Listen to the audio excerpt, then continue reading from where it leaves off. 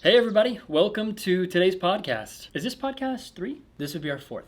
Okay, cool. Awesome. Well, the title of today's podcast is going to be our Off-Grid October series, our Off-Grid build. It's our first big project to actually document fully. Our team has built out the Acorn Land Lab. We built out the tiny house. We built out the canvas tent setup at my house. This is the first one we're fully filming just to show everyone all the steps involved to build a fully off-grid environment, which we haven't done yet. We've only built pieces all over the place. Yeah, I know a lot of comments have talked about almost doubting what we talk about. They're like, there's no way that tent is just like $1,500. Anyway, it's understandable to assume some of that when you see what we're doing. Because I think for the most part, when people think off-grid, they think expensive, even though it's the exact opposite. Right, we're trying to do affordable off-grid, and it doesn't mean all these systems are cheap per se, but compared to like suburban homes and conventional systems like grid power, septic systems, municipal water, all these systems are cheaper in the long run.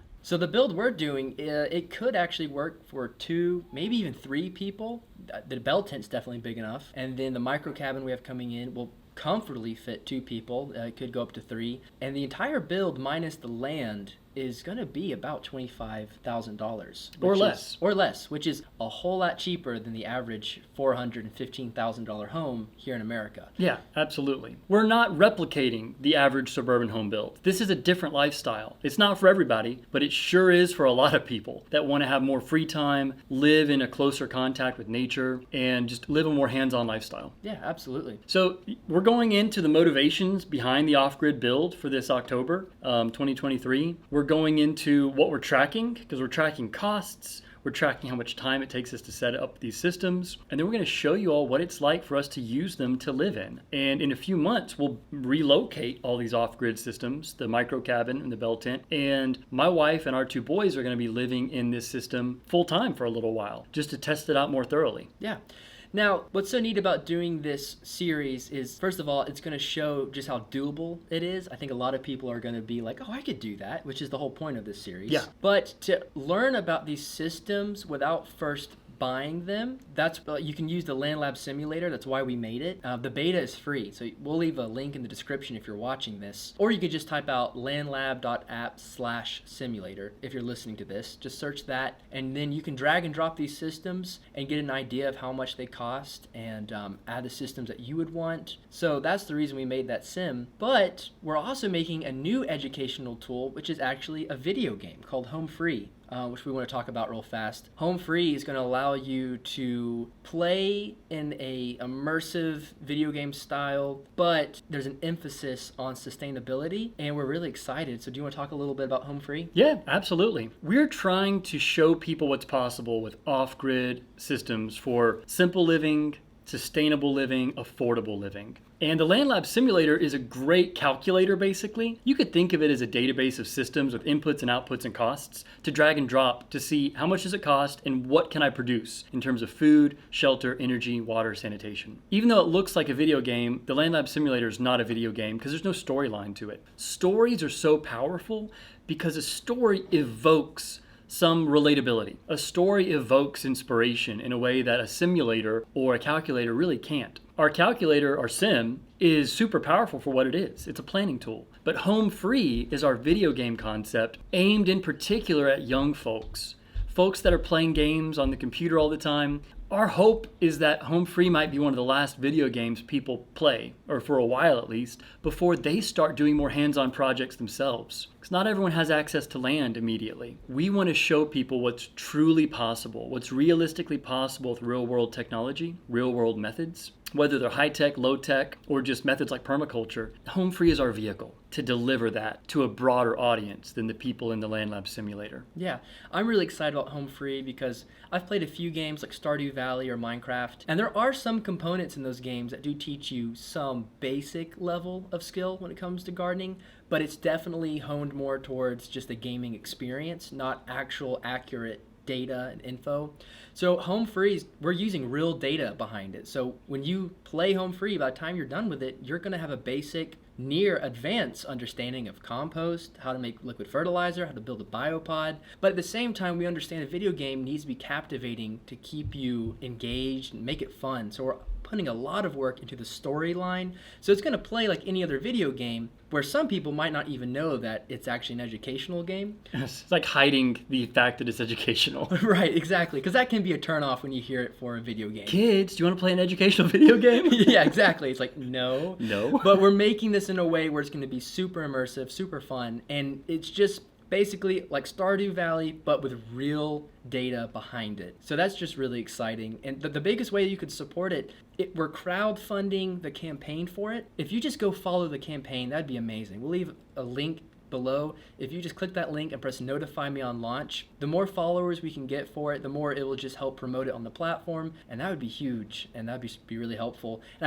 I do want to just say one thing. A lot of people have been worried that we're taking our focus off of the sim and putting it on HomeFree. Our in-house small little dev team, we're sticking with the sim. We're going to continue to work on that. We're actually using Kickstarter to raise funds for an outside studio that will be building the game. That way, our priority is still the sim, and will continue to be the sim, and we're going to have an outside studio work on the video game and just help with the data behind it, make sure that it sticks to our values. But I just wanted to just clarify that. Yeah, that's a good point, because the simulator, the LandLab simulator app, that's the beating heart. That's the data. That's the logistics that's going to power the video game. All the inputs and outputs in the LandLab sim are going to match up to what's in the video game. The video game just adds the immersive storyline, because the video game can reach so many people because it's more appealing to a younger crowd and folks that enjoy gaming, where the LandLab simulator is more for folks that are already interested in homesteading or off-grid living. That's a smaller, more niche environment. Yeah, absolutely. So anyway, I think that was basically what we wanted to get across with HomeFree. We're really excited about it, and like I said, it would be huge if you could support it just by going and following the project. We really appreciate it. Yeah, absolutely. So HomeFree, the LandLab Sim, this podcast, all of these tools serve the same purpose. We're trying to broadcast the ideas of these methods and technologies, from everything from the methane digesters to tiny homes, to solar-powered energy systems for small dwellings, to solar-powered ovens, permaculture. It's the same set of ideas delivered in different methods. I'd love to go ahead and just hit on our partners for the Off-Grid series, because we couldn't be doing this big project without our awesome partners. And you're going to be hearing more about them because we're using technology and tools from these companies that we truly believe in. Do you want to kick us off with just running down our partner list? Yeah, absolutely. So our keystone partner for this entire series is Epic Gardening. Epic Gardening, their team has been absolutely fantastic and just supporting us and just helping us out so much with this series. We're really excited to show off some of the awesome systems that we'll be using by Epic Gardening. One of my favorites are the Birdie raised beds. Hands down. We were buying raised beds from Epic before we knew any of their team. So the Birdie's raised beds are made in Australia, and they really are a lifetime investment because they'll last for decades.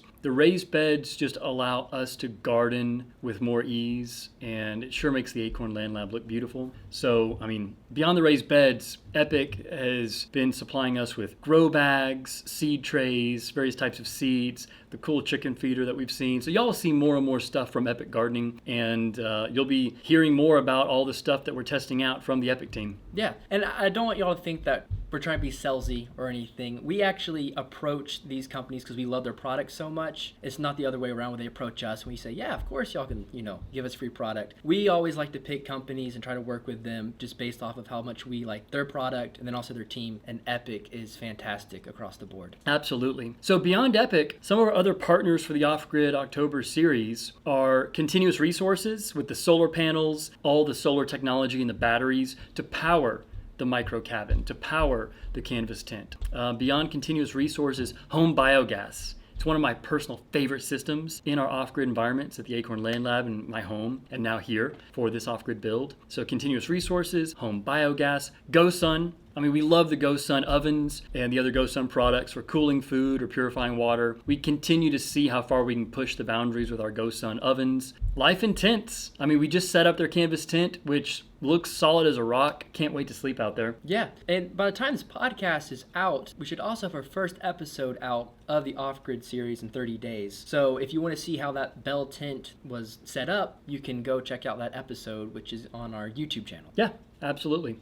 I think those are most of the bigger partners we're working with. Yeah. So Epic Gardening, Continuous Resources, Home Biogas, GoSun, Life Intense, and we'll talk about more partners as we go through the series. But these are the products that we test, we really believe in, and the products that allow us to make this off-grid living possible. Yeah, absolutely. So with the off-grid in 30-day series, I think it'd be cool we kind of talk about just each of the systems that we'll be installing, and then what they'll supply us, and then how realistic it is for others. Because I know a lot of people say, well, I could get the same systems for the same price, but my environment is very different. Sure. So we might talk about some alternatives if you're in a colder environment or a warmer environment. Yeah, that sounds good. So yeah. So we're located in Georgia, Metro Atlanta. We have a fairly temperate climate. Summers can be hot, winters still can be cold. So I think we are a pretty good average example. Yeah. We're not tropical, but we're not, a wintry environment either. Right. So our off-grid setup begins with the canvas tent as your temporary shelter. Right. That's what we set up today. Then we're going to lay down a small solar panel system, 400-watt panel connected to a 1.3 kilowatt Delta EcoFlow battery. Yeah. Which can power a lot of little appliances and even fans.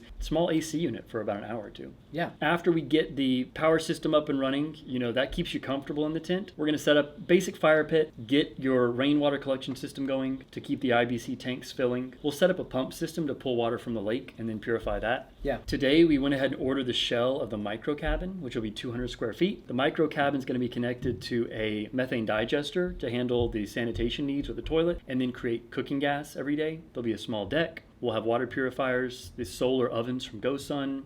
Rainwater will be captured on the roof of the micro cabin. We'll have a Nature's Head composting toilet for the tent. Are we leaving any systems out of the broad picture? That sounds about right to me. So yeah, we're using a methane digester and then a composting toilet for toilet needs, rainwater and then pond water for water systems, micro cabin and canvas tent for shelter systems, home biogas for energy, solar ovens for energy, and then our solar panel system from Continuous Resources for energy. So diversified energy options. Right. What am I missing? Oh, food systems. That's where Epic Gardening really comes in. That's the longest system to really get up and running. So we're going to bring our chickens in first, then set up our raised beds and start preparing for next spring's growing season. Yeah. For food systems. Yeah. And raised beds, I used to think it was just more so for people that didn't want to have to garden on their knees, because that can be kind of rough. I never really thought about how it also is really good at deterring small pests and whatnot, because of the slippery sides. Pests and other small rodents and whatnot have a hard time getting up into your raised bed area. So it also is like a mini castle Wall. Yeah. Yeah. There's some of the other benefits to the raised beds: better drainage. It keeps your nice soil from being stepped on and compacted. So better aeration, better drainage. It does help your back out, keeps your garden looking cleaner, and then just protects your soil from compression. Yeah. So anyway, I learned all that, and I thought that was really cool. Yeah, absolutely. So that's the order. Shelter can go in pretty rapidly, like the micro cabin and the canvas tent. We have the canvas tent to show everyone how rapidly an affordable shelter can go in while you're saving up for like a micro cabin or building it yourself. Yeah. We considered building it ourselves. It is a good thing to rely on specialists when you can. We didn't invent home biogas or the solar ovens. Our niche is really showing everyone how all these systems come together. Absolutely. And I think for people watching the series, seeing that you can actually buy the shell to a micro cabin, which is far more affordable than trying to build one, seeing that you can just buy one, they ship it to you. At least where we bought it from, the shipping was free. That seems a lot more doable and plausible for the, just the average person like us. Yeah, exactly. I have a fair number of power tools, but if you're actually going to build your own cabin or shelter and do it well, you're going to have to invest in a number of different tools, from air compressors to nail guns, potentially. You don't have to, but it speeds up the process, and then tin snips or metal cutters. There's a lot of tools you need to do it well. We're pretty excited because our micro cabin shell is actually being made by a group of Mennonites in South Georgia. So it's made well. It's a local business, relatively speaking, within our state. And these portable shed companies are all over the U.S. I think more and more people are actually using these portable sheds as a tiny house foundation or a tiny house shell to get going. Yeah, it's really cool. Because we're going to basically be adding flooring, insulating it, wiring it, and then making the interior cladding or walls. Yeah. So I think it'd be good. We've talked a lot about the tools. We've talked about the components to the off-grid build, I really want to hammer home, why are we doing this? Yeah. Why are we doing this? Well, first of all, it's to just educate people on the process. When you see a process broken down, it makes it look a lot less scary. Yeah, less intimidating. Right. And we're not trying to push people to go off grid just, to get away from society. We're all about society, community, being local. It's more so just showing people there's more affordable options than what you see out there today.